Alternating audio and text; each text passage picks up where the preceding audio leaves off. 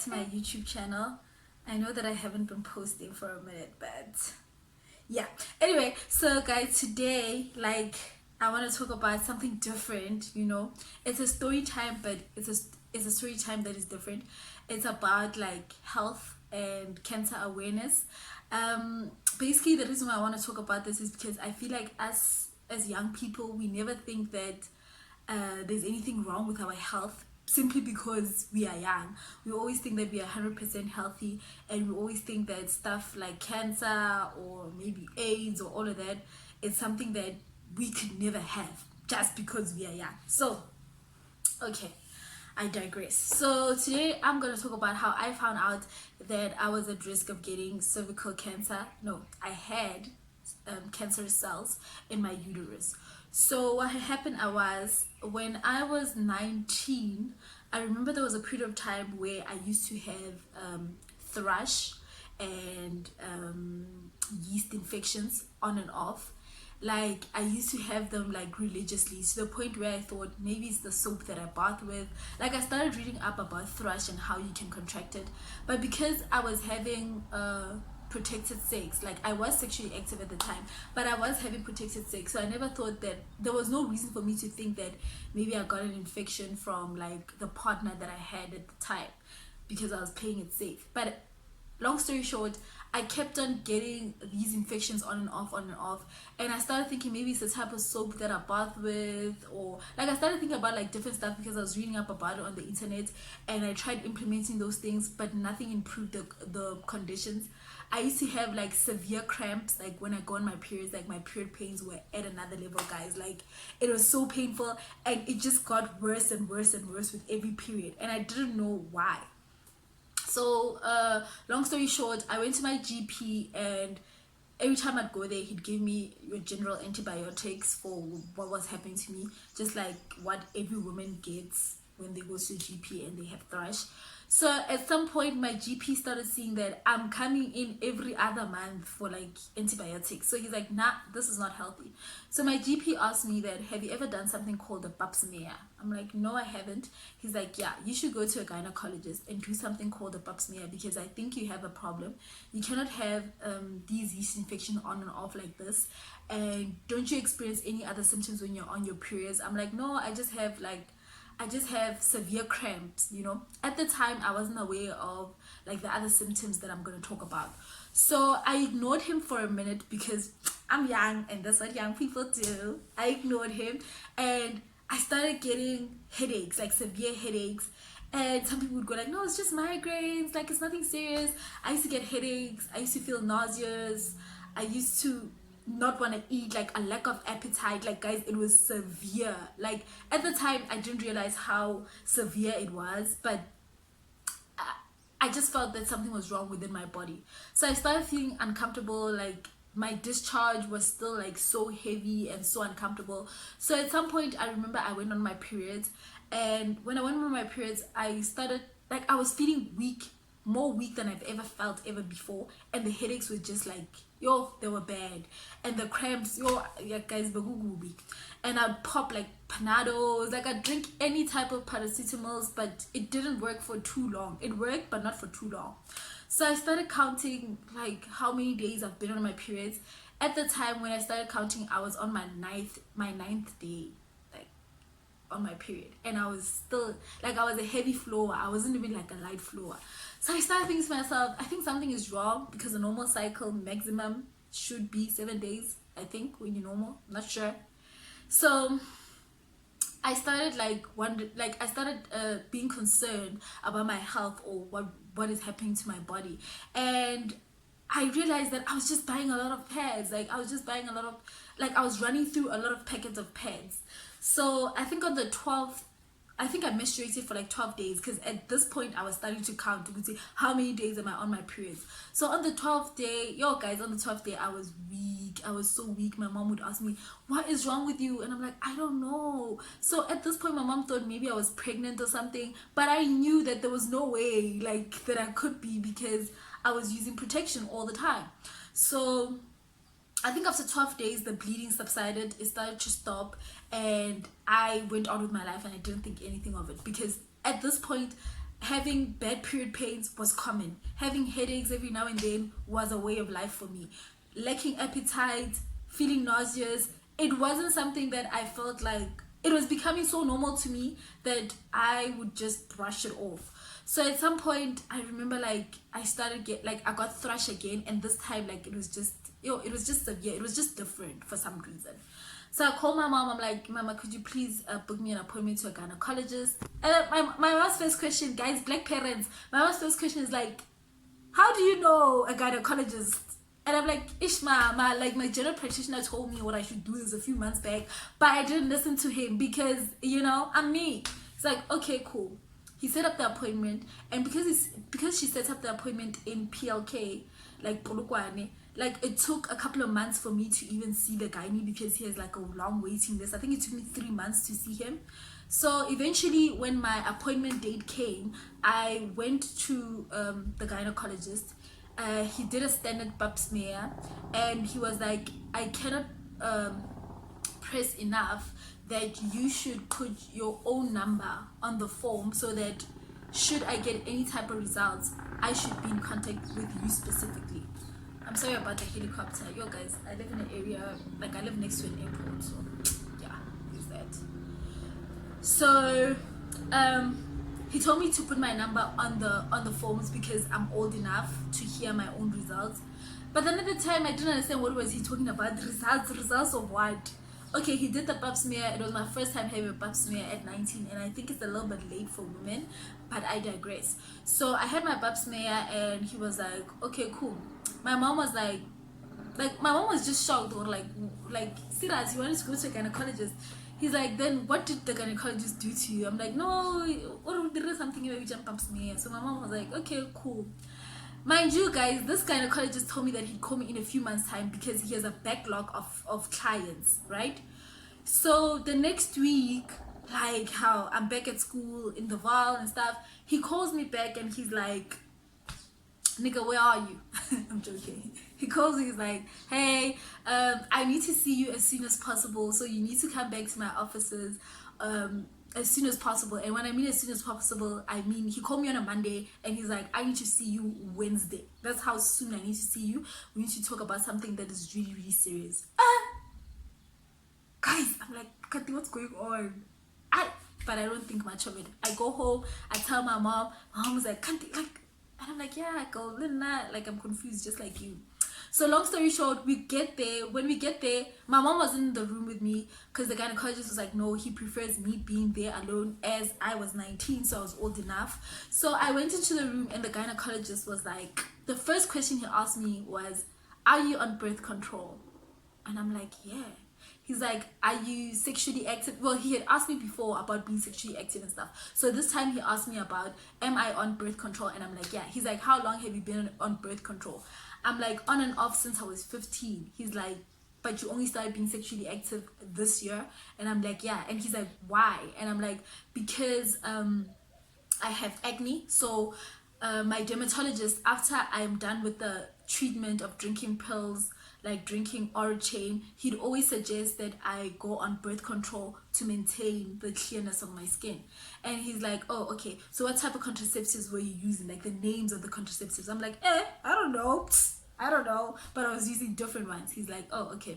And he's like, you do understand that contraceptives has side effects, but at the same time, you like what you have, you can also get it from a sexually transmitted infection, right? And he's like, have you ever had a sexually transmitted infection? Obviously, yeast and uterine infection sometimes is caused by sexually transmitted infections. So I was like, yes, I do, and like I get infections on a regular basis. He's like, oh, okay, then that's the problem. He's like, he doesn't know how or why I got it, because when he asked me if I had if I had a history of cancer in my family, I initially said no because I'm black and I don't know. Like parents don't give us that type of information. So he's like, okay, long story short, you have cancerous cells in your uterus. Guys, like I got lightheaded. I didn't understand what the hell was he saying. So I was like, wait, nah, what are you saying? He's like, you have cancerous cells in your uterus. And in my mind I'm thinking, do you know how old I am? I'm too young for cancer. He's like, no, sweetie, you can never be too young for cancer.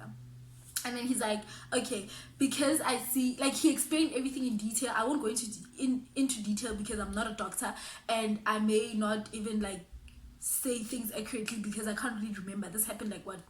I don't want to say my age, but it happened a couple of years ago. So he's like, to me, he's like, you need to go to surgery as quick as possible. Otherwise, you're at risk of these cells becoming more and spreading. And as a result, it's going to turn into cancer.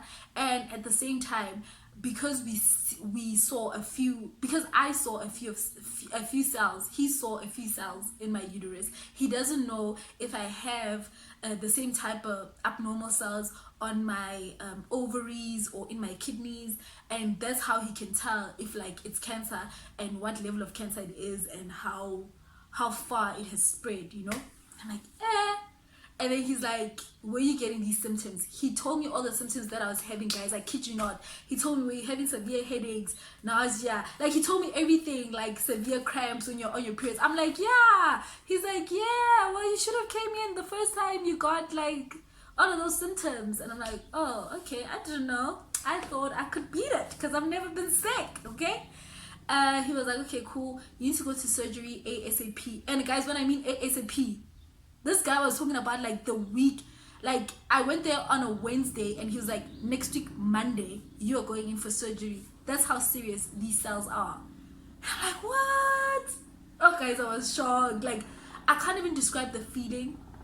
Like, the feeling of thinking that you're gonna die or thinking that you're going to get something that is terminal, like cancer, is a feeling that I don't wish upon anyone.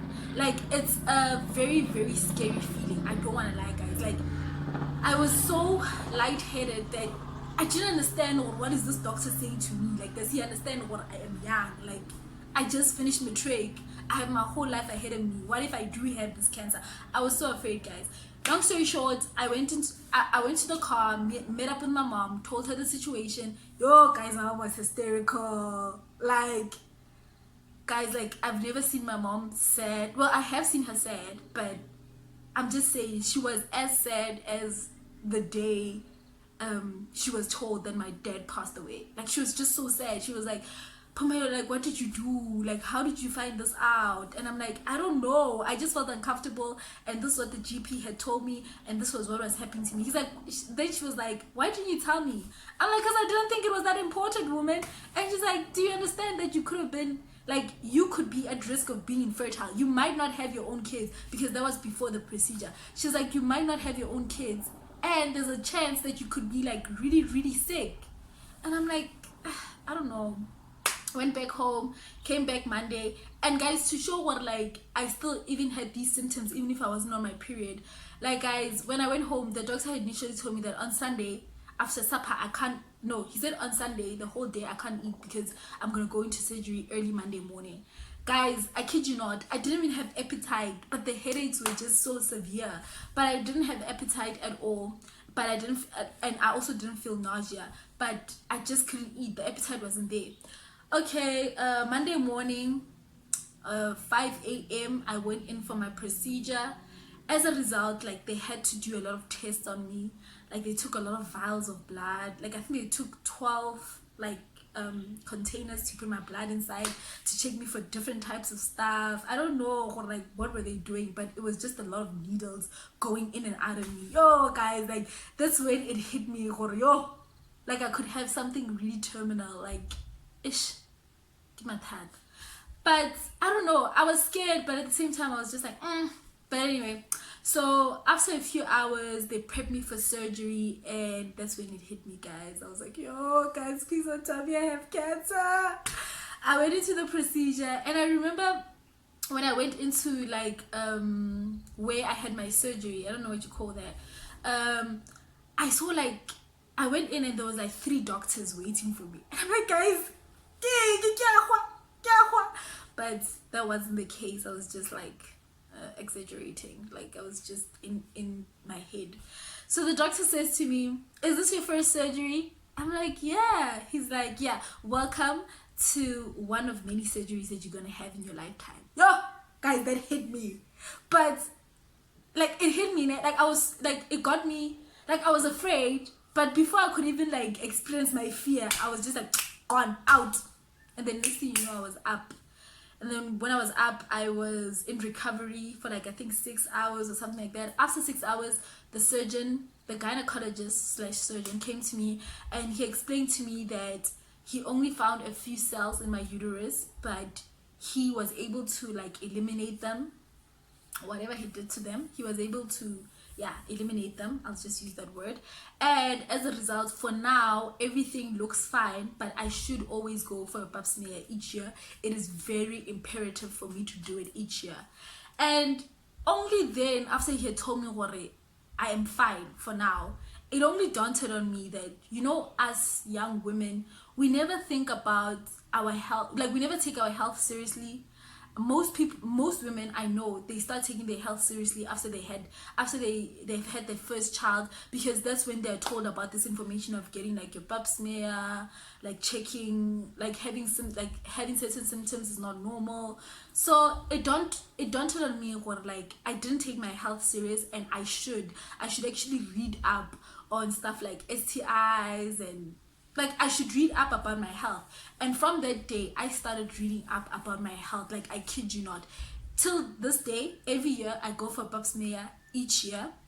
And like I'm telling you, it, at least your mind is at ease as a woman. Like, you know what, at least like for this year I am healthy, like my uterus is healthy, all of it down there is just healthy. All right, I digress. So when I got out of the hospital, guys, I didn't feel anything. So I was like, hi man, guys, like this doctor didn't do anything. So my mom was like they gave me a shit little pain medication. My mom was like, are you feeling okay? Like, she was all worried and stuff. I'm like, I'm fine. Like, guys, I'm not feeling anything. I don't know why didn't I feel anything, but I seriously didn't feel any pain. I didn't even need the pain medication, but because I didn't need any pain medication, and thank God I didn't need any pain medication. But the only reason why I'm doing this story is because I want young women to be aware of their health and to always take it serious. You know, when you get thrush every once in a while, it's okay, but if you get it continuously and you have symptoms like severe cramps, severe headaches, nausea, lack of appetite, you should actually go check it out. But a pap smear, guys, is really, really, really important. All right, guys, basically that's all I wanted to talk about. I want to talk about health. The only reason why I'm doing the story is because a friend of mine gave me a present. Well, it's almost like a gift voucher of having a free cancer screening for like 6 months. So it got me thinking, well, wow, I really like, I get different presents from different types of friends, but this particular one I really, really liked, because I feel like we don't really think about such things. Like, we don't really think about how much it costs to go in for a pap smear or to do certain things, especially if you don't have medical aid. So for my friend who gave me that gift, thank you. You know yourself. Thank you so much. I love you, friend. Anyway, if you enjoyed this video, please click the like button down there, and don't forget to subscribe, guys. Bye. See you next time.